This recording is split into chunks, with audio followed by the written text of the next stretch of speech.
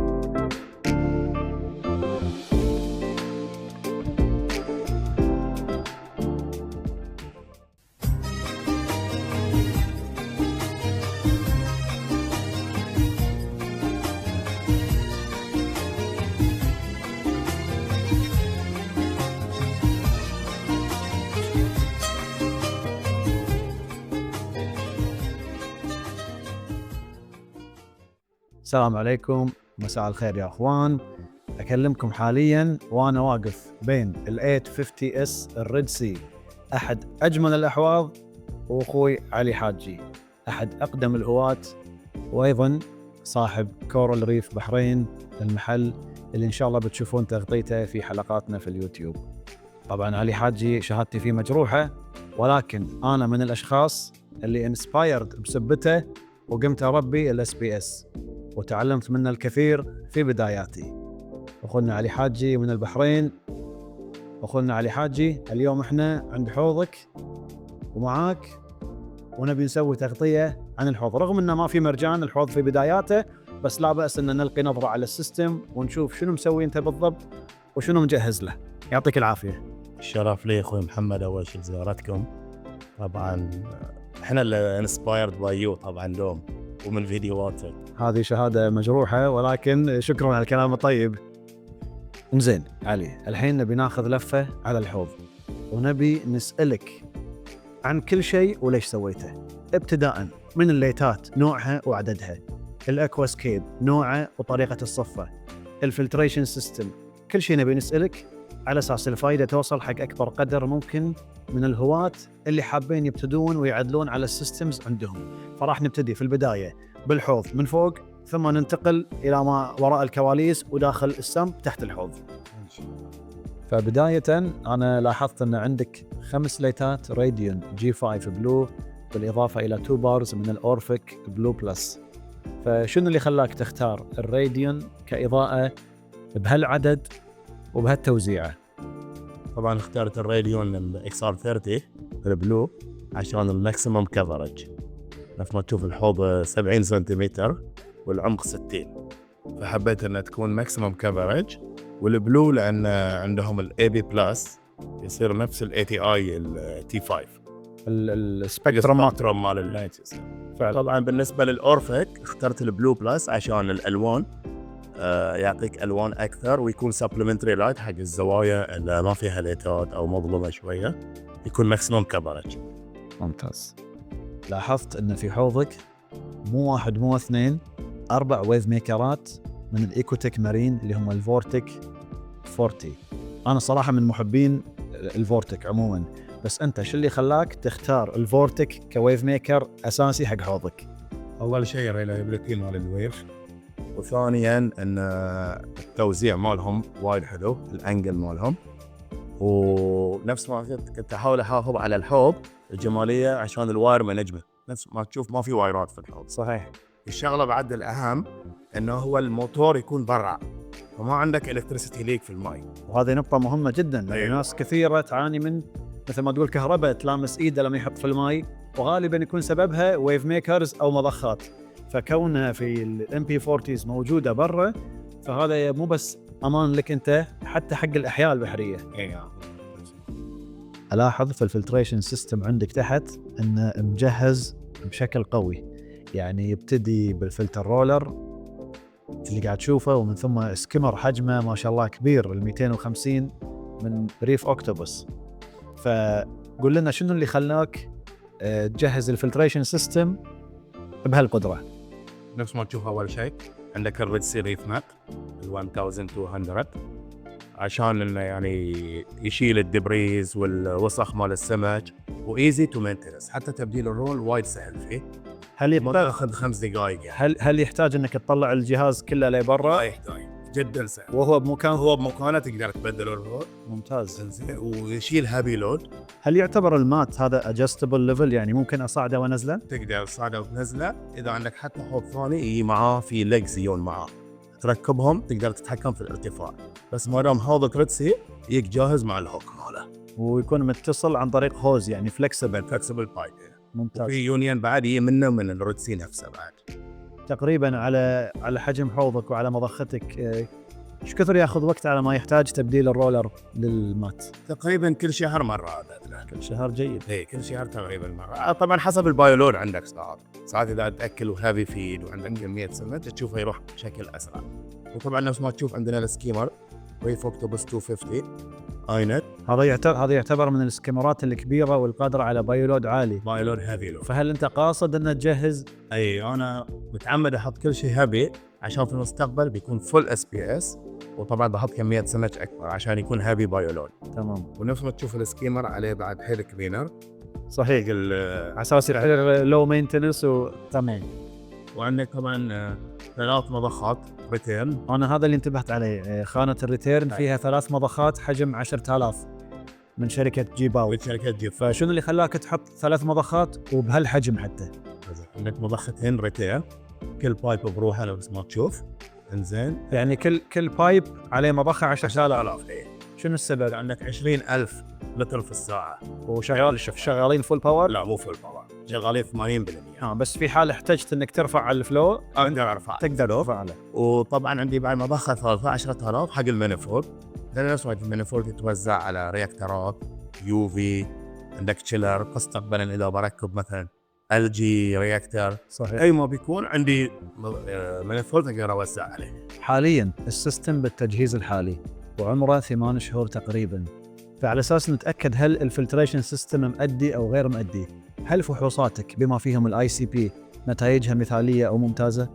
والله الفحوصات كلها النيتريت والفوسفيت فيري لو، الا انه ما شاء الله مجهز بشكل اجريسيف وعنيف السيستم، فطبيعي.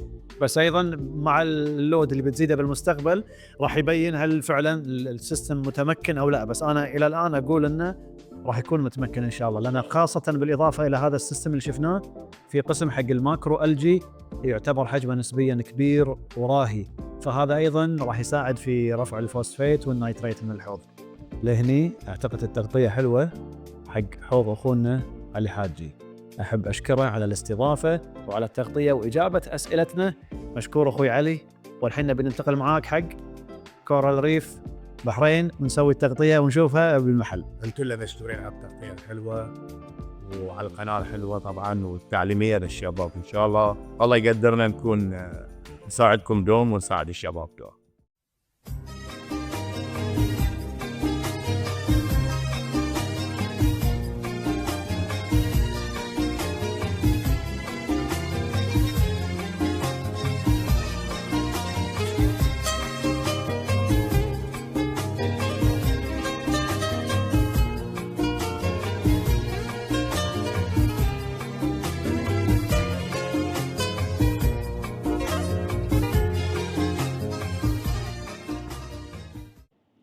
حاليا احنا عند كورال ريف بحرين، نبي ندخل داخل ونشوف شنو عندهم. حياكم.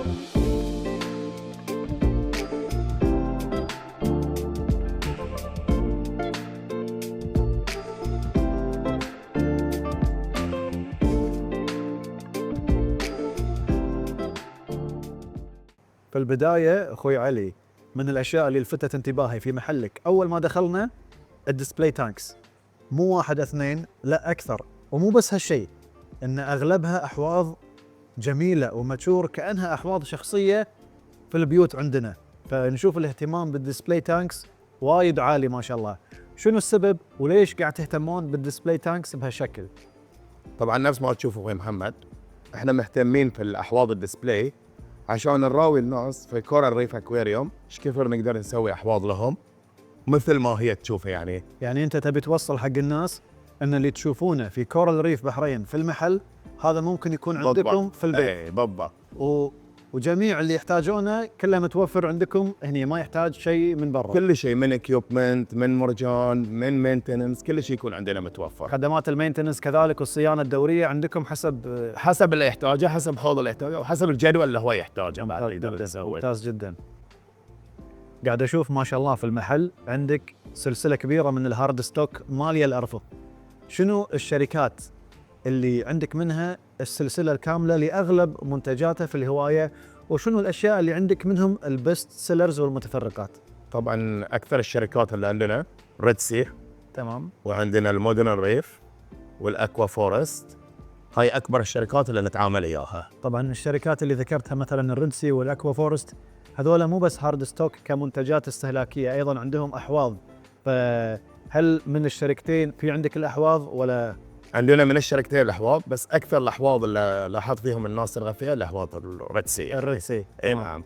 وعندنا طبعا المتفرقات، مثلا عندنا تستات من شركات هانا وسلفر، وعندنا منتجات البست سيلر نفس البرايتويل مايكرو. يعني انا لاحظت في المحل من ضمن الشركات الغير اساسيه بقول البست سيلرز في ويف ميكرات معينه، مثلا الجاير، مثلا الايكوتيك، في منتجات معينه فعلا بست سيلر، هي يعني اختياري انا الشخصي. فعندك اشياء معينه مبين انها تم اختيارها بعنايه في المحل عندك. نفس ما قلت اخترتها بعنايه وان هي بست سيلر، ونفس ما قلت احنا نستعملها شخصيا. تمام. يعني عندك مثلا نفس ما قلت الام بي 40s، عندك الراديون لايتس، حتى بعض انواع اكل الاسماك عندك، يعني في شركات مميزه ايضا مبين انه تم اختيارها بعنايه، مثلا الاوشن نيوتريشن عندي فروزن ودراي فود الاوشن نيوتريشن، وبعد عندي شركه تي دي او متخصصين في اكل الاسماك. عاد ذكرتني بخصوص التي دي او، انا نحتاجه شخصيا فاحتمال اني اخذه منه. حبيبي. لاحظت ان مؤخرا صار عندك منتجات شركه مودرن، وانا شويه متحيز لها لان انا شخصيا حاليا استخدمها. السلسله الكامله ما شاء الله، يعني كل شيء على الشلف موجود من الاول الى الاخر. فهل هذه من الشركات اللي ان شاء الله بنشوفها بيرمننت موجوده عندك او بشكل مستمر، ولا تعتبرها من الشركات اللي؟ لا، ان شاء الله راح تكون من الشركات الدوم متوفره، ويكون كل المنتجات مالنا متوفره، من اكل سمك، اكل مرجان، والاليمنتس، والريف كيبنج سيستم مالهم، والملح، وطبعا الاي سي بي عندنا بشكل شهري. وهذا حق اللي ما يعرف، انا اعتقد حوضك الشخصي في البيت مودرن ريف طبعا، اوبريتد باي مودرن. اي نعم. وعندنا في المحل حوض ديسبلاي مودرن ريف بعد. ممتاز. فيما يخص السيرفيسز اللي يقدمها كورال ريف بحرين، اللي فهمته مؤخرا ان عندكم سيرفيسز او خدمات الى المنازل، شنو اللي توفرونه؟ نعم، نفس ما قلت عندنا سيرفيس لباب البيت، اي وقت تتصل راح نجيك لباب البيت. عندنا سياره كامله متكامله فيها كل المعدات حق الصيانه والمينتننس، وطبعا فيها بعض الاغراض والبضاعه، مثلا ملح، كربون، لا سمح الله كنت انت محتاج، ما يحتاج ترجعتي، احنا عندنا داخل السياره. يعني اول خطوه اللي هي شراء الحوض، انت ممكن توصل الحوض بالسياره وتركب له اياه، وبعد ذلك عمليه السيرفيس والمينتننس سواء كان الاسبوعي او الشهري كله عندكم متوفر عندنا. وطبعا نسوي فول سيرفيس، تستات للحوض، ووتر تشينج. زين، سؤال مهم، هذه الخدمات او السيرفيسز هل هي على مستوى شخصي للناس، ولا ممكن على مستوى كوميرشال حق احد عنده مثلا فندق، مثلا عنده نادي صحي، عنده مكان بيحتاج يحط فيه ديسبلاي تانك؟ فهل تعاملكم مقتصر على الزباين كاشخاص، ولا ايضا يتعدى المرحله هذه؟ لا، تعدت هاي المرحله. عندنا شركات تتعامل معنا وتسوي معنا عقود صيانه، وطبعا تاخذ من عندنا الملح وبعض الادويه وبعض المنتجات. يعني كانت هذه تغطيتنا في كورال ريف بحرين، المحل الجميل. أحب أشكر كورال ريف بحرين على دعمهم قناة ريفنج جيت والسبورت اللي يقدمونه. شكرا أخوي علي على دعمك للقناة وعلى السبورت، وشكر خاص لمصورنا المحترف أبو فواز فهد كرم.